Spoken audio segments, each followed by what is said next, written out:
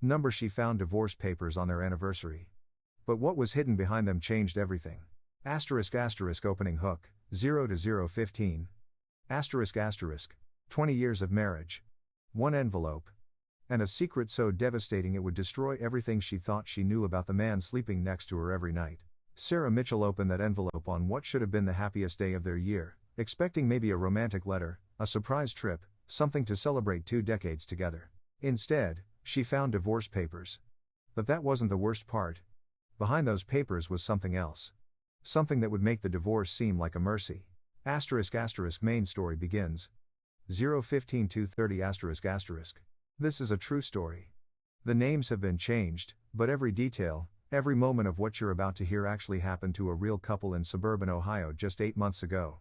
And before we go any further, I need to warn you that what unfolds here will make you question everything you think you know about the people closest to you. It starts on October 14th, a Saturday evening, in a modest 2-story home on Maple Drive. Sarah Mitchell, 47 years old, mother of 2 grown children, had spent the entire day preparing for their anniversary dinner. She'd made reservations at the Italian restaurant where Tom had proposed 20 years earlier. She'd bought a new dress, navy blue, his favorite color. She'd even splurged on expensive wine, the kind they used to drink before mortgages and college tuition made luxuries feel irresponsible. Tom had texted her that morning, saying he had a surprise waiting for her when he got home from work. Sarah remembered smiling at her phone, feeling that flutter of excitement that had become rare after 2 decades of routine. She thought maybe he'd remembered.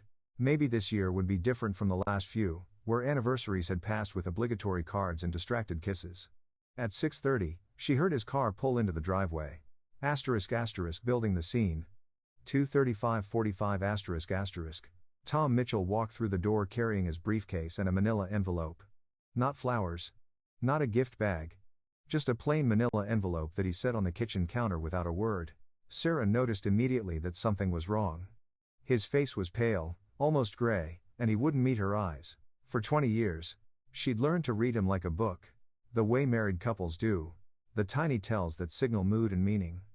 The way he rubbed his left temple when stressed. The way his jaw tightened when he was hiding something. Both were happening now.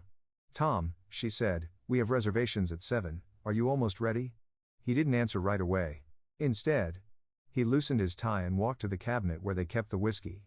It was only 6:30. Tom never drank before dinner. Sarah felt her stomach drop, that primal instinct that tells you something terrible is coming before your brain can process why. Tom poured 3 fingers of whiskey and drank half of it in one swallow. Then he turned to her, and she saw something in his eyes she'd never seen before. Not anger. Not sadness. Something worse. Resignation. You should open the envelope, he said quietly. His voice was flat, emotionless, like he was reading from a script. Sarah's hands were shaking as she reached for it. The envelope wasn't sealed. Inside, she found a stack of legal documents. Printed on that thick, official paper that immediately signals importance. The header read Petition for Dissolution of Marriage. Divorce papers. Her brain couldn't process it at first. She read the words over and over. Petitioner, Thomas James Mitchell. Respondent, Sarah Ann Mitchell. Grounds, irreconcilable differences. The room started spinning. 20 years. 2 children. A mortgage. A life. All reduced to legal terminology on cold white paper.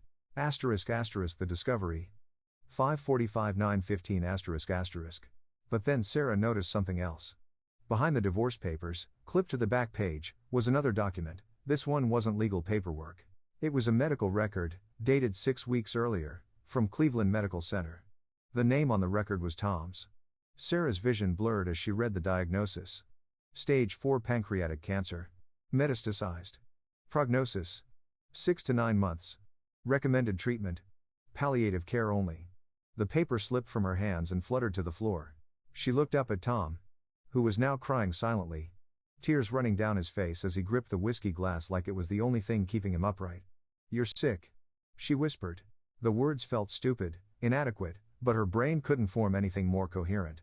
Tom nodded. He set down his glass and finally looked at her, really looked at her, and she saw everything in that look. The fear. The grief. The love. And something else. Determination. I'm dying, Sarah, he said. His voice cracked on the word dying, but he pushed through. I have maybe 6 months if I'm lucky. The doctors were clear. There's nothing they can do. Sarah's legs gave out and she sank into one of the kitchen chairs. Her mind was racing, trying to understand. If he was dying, if he only had months left, why divorce papers, why now? Why this? As if reading her thoughts, Tom knelt beside her chair. He took her hands in his, and she could feel them trembling. The life insurance, he said. $320,000. It only pays out if we're married. But if we divorce now? If I transfer everything to you before I die? You won't be buried in medical debt. The house will be yours. Free and clear. The kids' college funds won't be touched.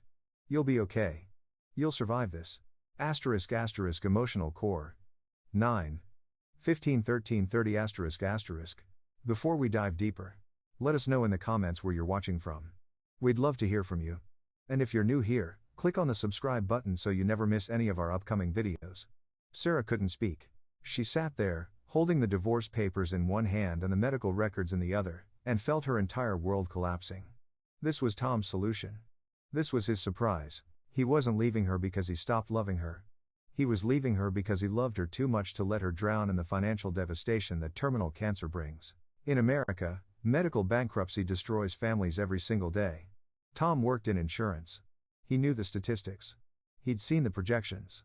Even with their health insurance, the costs of end-of-life care, the experimental treatments they might try in desperation, the hospital stays and medications and everything else, it could easily exceed $500,000. Their insurance had a lifetime maximum. They'd hit it within 3 months. Everything they'd built together, gone. Unless he divorced her first. Tom had spent 6 weeks planning this. He'd consulted with lawyers, financial advisors, and estate planners. He'd mapped out every detail. The divorce would be uncontested, quick, finalized within 60 days. He'd move into an apartment. On paper, they'd be separated. In reality, Sarah would be protected, but Sarah wasn't thinking about money. She was thinking about the word that kept echoing in her mind. 6 months. 6 months left with the man she'd loved since she was 27 years old. 6 months to say everything that needed to be said. 6 months to hold his hand and watch movies and laugh at his terrible jokes. 6 months before she'd wake up alone for the rest of her life. And he wanted to spend those 6 months divorced from her. Living in a different home. Pretending they weren't still the same two people who'd built a life together. Asterisk asterisk the conflict. 13/30/18 asterisk asterisk. No, Sarah said. Her voice was quiet but firm. Tom looked at her in confusion. Sarah, you don't understand. The medical bills alone will be catastrophic. If we stay married, everything we own becomes vulnerable to creditors. The house, the savings, everything. I've already talked to 3 different attorneys and they all said the same thing. This is the only way to protect you. I said no, Sarah repeated, louder this time. She stood up, and Tom rose with her. You don't get to make this decision alone, Tom. You don't get to decide that protecting me from debt is more important than being my husband when you die. You don't get to rob me of the right to be your wife at the end. But the money. Tom started. I don't care about the money, Sarah said, and she realized she meant it. Tears were streaming down her face now. I don't care if we lose the house. I don't care if I have to declare bankruptcy. I don't care about any of it. What I care about is that in 6 months, when you're gone, I don't want to look back and realize I let you face death divorced from me because we were afraid of bills. I want to be your wife. Tom. Until the end. Exactly like we promised. They stood in the kitchen, both crying now, the anniversary dinner forgotten, the divorce papers scattered on the floor between them. Outside, the sun was setting, casting long shadows through the windows. Inside, a couple was facing the hardest decision of their lives. Tom reached for her and pulled her close, and she buried her face in his chest, breathing in the familiar scent of his cologne, feeling his heartbeat against her cheek, and knowing that every single one of those heartbeats was now countable, finite, precious beyond measure.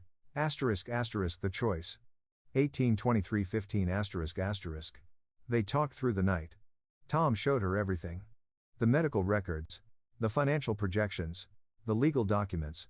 He'd been methodical, thorough, trying to think of every angle, every possibility. He'd even looked into moving assets to the children, but they were both still in their early 20s, and putting that kind of responsibility on them felt wrong. The divorce had seemed like the cleanest solution, the only solution. But Sarah had a different perspective. She worked as a nurse at a regional hospital, and she'd seen families destroyed by medical debt, yes, but she'd also seen families destroyed by isolation and secrecy. She'd held the hands of dying patients who'd pushed away everyone they loved because they didn't want to be a burden. She'd watched those patients die alone, surrounded by machines instead of people. And she'd seen the guilt that haunted the families afterward. "I know what you're trying to do," she told Tom as they sat together on the couch at 3 a.m. "You're trying to be noble, you're trying to protect me. But Tom, I don't need protection from you. I need you. For however long we have left." He was quiet for a long time. Then he said, "What if I can't handle watching you watch me die? What if I need the divorce for me? Not just for the money." Sarah had been prepared for logistical arguments. She hadn't been prepared for that. Tom continued, his voice breaking. "I'm terrified. Sarah. I'm terrified of what's coming. The pain, the weakness, the loss of dignity. I don't want you to see me like that. I don't want that to be your last memory of me. Maybe if we're divorced, maybe if there's some distance, it won't be as hard for you afterward." Sarah took his face in her hands and made him look at her. "Do you remember our wedding vows?" she asked. Tom nodded. "We wrote them ourselves. In sickness and in health," Sarah said. "We promised that. Tom. We promised it to each other in front of everyone we loved. And I meant it. I meant every word. I know you want to protect me from pain, but you can't. I'm going to lose you and it's going to destroy me whether we're married or divorced. The only difference is whether I lose you as your wife or as your ex-wife. And I choose wife. I will always choose wife. *** turning point. 23:15. 28-45 ***. Something shifted in Tom's expression. The resignation began to crack. And underneath it was raw, desperate hope. "You'd really stay?" he asked. "Even knowing what's coming? Even knowing that in a few months I might not be able to walk or feed myself? Even knowing you'll spend our savings on treatments that won't work and a funeral you'll have to plan alone?" "Yes," Sarah said simply. "Because that's what love means. It's not just the good parts. It's not just romantic dinners and anniversaries. It's this. It's the hardest, ugliest, most painful parts. And I want all of it, Tom. I want every single day we have left. Even the terrible ones." They decided that night to tear up the divorce papers. Tom called his attorney the next morning and told him the plan was off. The attorney tried to argue, citing financial liability and asset protection, but Tom cut him off. "My wife and I have made our decision," he said firmly. "We're staying married." They told their children together, their son Marcus, who was 23 and working his first real job in Chicago, and their daughter Emily, who was 20 and finishing college in Boston. Both came home that weekend. The family sat in the same living room where they'd celebrated countless birthdays and Christmases and ordinary Sundays, and Tom told them he was dying. Marcus, who'd always been stoic like his father, broke down completely. Emily held her mother's hand so tight it left marks. They cried together for hours. And then, because grief is exhausting and life continues even in the face of death, they ordered pizza and sat around the kitchen table and talked about everything and nothing. Tom told embarrassing stories about the kids when they were little. Sarah showed them old photo albums. They laughed until their sides hurt, until the grief retreated just enough to let them breathe. It was one of the best nights of Sarah's life. Not despite the circumstances, but because of them, because they were together. Because they were facing it as a family. Because Tom was still here. Still alive. Still able to laugh and love and be loved. ***, the months that followed. 28-45 35-30 ***. The next 6 months were both the longest and shortest of Sarah's life. They passed in a strange blur of hospital appointments and quiet moments at home. Of good days when Tom felt almost normal and terrible days when the pain was so bad he couldn't get out of bed. Sarah took a leave of absence from work. The hospital was understanding. Her colleagues donated their sick days so she could still receive a paycheck. The community rallied around them in ways Sarah never expected. Neighbors brought meals. Friends organized a fundraiser that brought in $30,000 to help with medical expenses. Tom's coworkers used their vacation days to come sit with him so Sarah could run errands or just take a walk and clear her head. The bills started arriving exactly as Tom had predicted. The insurance company denied claims left and right. Experimental treatments weren't covered. Hospital stays added up. By month 3, they'd blown through their savings. By month 4, they'd taken out a second mortgage on the house. By month 5, they were having conversations with bankruptcy attorneys, and Sarah never regretted it for a single second. Because in those months, she got to be Tom's wife. She got to lie in bed with him at night, holding his hand, talking about everything they'd built together. She got to be there for his good days, when they could still take short walks around the neighborhood or sit on the back porch and watch the sunset. She got to be there for his bad days, when he needed help with everything. When his dignity was stripped away by illness and pain, and she got to show him that she loved him anyway, that he was still the same man she'd married. That nothing could change that. Asterisk asterisk the twist. 35 to 30 42 to 0 asterisk asterisk. In month 5, something unexpected happened. Tom's oncologist called with news about a clinical trial at Johns Hopkins. It was experimental, a new immunotherapy combination that was showing promising results in a small subset of patients with Tom's specific cancer markers. The trial was free. All costs covered. It was a long shot, maybe a 5% chance of extending his life by a year or more, but it was something. Tom initially refused. He was tired. The cancer had spread to his liver and lungs. He was in constant pain despite the medications. He'd made peace with dying, had started saying his goodbyes. But Sarah asked him to try. Not for a cure, neither of them was naive enough to believe that. But for time. For a few more months. A few more sunsets. A few more conversations. Just a little more time. Tom agreed. They drove to Baltimore, Sarah behind the wheel because Tom couldn't manage the drive anymore, and checked into a hotel near the hospital. The treatment was brutal. Tom was sick for days after each infusion. But then, after the third treatment, something remarkable happened. His pain levels dropped. His energy came back slightly. A follow-up scan showed that some of the tumors had actually shrunk. Not disappeared. Not cured. But shrunk. The doctors were cautiously optimistic. This could buy him more time, his oncologist said. Maybe another year. Maybe more. We don't know yet. It's still very early. Tom and Sarah drove back to Ohio in stunned silence. A year. After being told he had 6 months. After planning for the end. After saying goodbye. Suddenly there was the possibility of another year. Maybe more. Sarah remembers pulling into their driveway and just sitting in the car with Tom, neither of them speaking, both of them crying. They weren't tears of joy exactly. They were tears of relief and exhaustion and hope and fear all tangled together. Because more time meant more uncertainty. It meant more treatments. More pain. More bills. But it also meant more life. More mornings. More ordinary moments. More time to love each other. Asterisk asterisk the present day. 42 to 0 48 to 15. Asterisk asterisk. As I'm telling you this story today, Tom Mitchell is still alive. It's been 8 months since that October evening when Sarah found the divorce papers. Tom has exceeded his original prognosis. The clinical trial is ongoing. His most recent scans show the cancer is stable, not growing, not shrinking, just stable. His doctors won't use the word remission because that's not realistic with stage 4 pancreatic cancer, but they will say that he's responding to treatment better than anyone expected. Tom and Sarah are still married. They're also bankrupt. They had to declare Chapter 7 bankruptcy 4 months ago. The medical bills exceeded $600,000. They lost the house. They live now in a small rented apartment near the hospital. Their credit is destroyed. They're starting over from nothing at ages 47 and 48. And when I interviewed Sarah for this story last week, she told me she'd make the same choice again in a heartbeat. We have breakfast together every morning, she said. We watch terrible reality TV shows at night. We argue about whose turn it is to do dishes. We have a life, even if it's not the life we planned. Even if it's smaller and harder and more uncertain. We're together. That's what matters. Tom was sitting beside her during the interview, thinner than he used to be, moving slowly, but smiling. He held Sarah's hand the entire time. I was an idiot, he said with a weak laugh. I thought I could protect her by leaving her.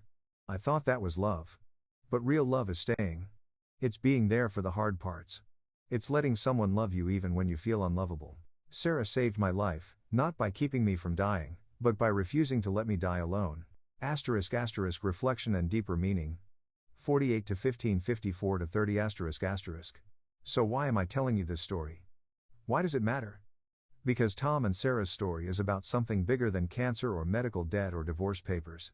It's about the promises we make and whether we keep them when keeping them costs us everything. Think about your own life for a moment. Think about the people you love. What would you do if you were in Sarah's position?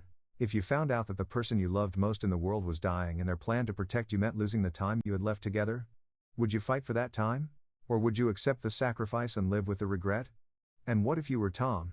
If you knew that loving someone meant potentially destroying them financially, would you still hold on? Or would you try to push them away, to protect them from yourself? These aren't hypothetical questions for millions of Americans. Medical bankruptcy is the #1 cause of personal bankruptcy in the United States. 66.5% of all bankruptcies are tied to medical issues, either because of high medical bills or time lost from work. In the richest country in the world, people are forced to choose between being with their dying loved ones and financial survival. Tom and Sarah's story could be anyone's story. It could be your story. And here's what makes it even more complicated. Tom wasn't wrong. His plan would have worked. If Sarah had agreed to the divorce, if Tom had died within those 6 months as predicted, she would have kept the house. The kids' college funds would be intact. She'd have financial security. Her credit would be fine. She could have rebuilt her life without starting from zero. So was Sarah right to refuse? Did she make the right choice? Asterisk asterisk. The moral complexity. 54 to 30 58 to 0 asterisk asterisk. I don't think there's a clear answer. And that's what makes this story so powerful. Both Tom and Sarah were trying to do the right thing. Tom was trying to protect his family from the cascading disaster that terminal illness creates in America. Sarah was trying to protect her marriage and her right to be present for her husband's final days. Both were coming from a place of love. Both were willing to sacrifice for the other. And both paid a heavy price. The bankruptcy has consequences that will follow Sarah for years. She can't get approved for credit cards. She can't rent a nice apartment without a co-signer. She had to get a cheaper car because she couldn't get an auto loan. Future employers might see the bankruptcy when they run background checks. It's a stain that doesn't wash off easily. But Sarah says she sleeps well at night. Because when she lies in bed next to Tom, hearing him breathe, feeling the warmth of his body next to hers, she knows she made the choice she can live with. Would she tell someone else in her position to do the same? I don't know, she admitted. Everyone's situation is different. I can only tell you what was right for me. And for me, having Tom here, being his wife, that was non-negotiable. Everything else we can figure out. Here's what I want you to think about. How would you feel if you were Sarah, holding those divorce papers, having to make that choice in real time? How would you feel watching someone you love try to push you away out of love? Would you fight for them or respect their wishes? And if you were Tom, knowing that your illness was going to financially devastate your family, would you have the strength to divorce the person you love to protect them? Or would you hold on and face it together? Consequences be damned. Asterisk asterisk closing. 58 to 0 60 to 0 asterisk asterisk. Tom Mitchell is still alive today. 8 months after he was supposed to be gone. Every morning is a gift. Every conversation is precious. Every ordinary moment. Making coffee. Arguing about what to watch on TV. Holding hands on the couch. All of it means more because they know how close they came to losing it. They don't know how much time they have left. The cancer could come back aggressively. The treatment could stop working. Tom could have another year or another decade. Nobody knows. But what they do know is that whatever time they have, they'll face it together. As husband and wife. Exactly like they promised. So I'll leave you with this. What would you choose? Financial security or being present for the people you love in their darkest hour? Protection or presence? Safety or sacrifice? There's no right answer. But there is your answer. And Sarah and Tom's story should make you think about what yours would be. Because someday, in some form, you might have to choose. And when that day comes, you'll understand exactly what those divorce papers really meant. They weren't about ending a marriage. They were about the impossible choices that love sometimes demands. And about finding out whether you're strong enough to choose love anyway. Even when it costs you everything. Tom and Sarah chose each other.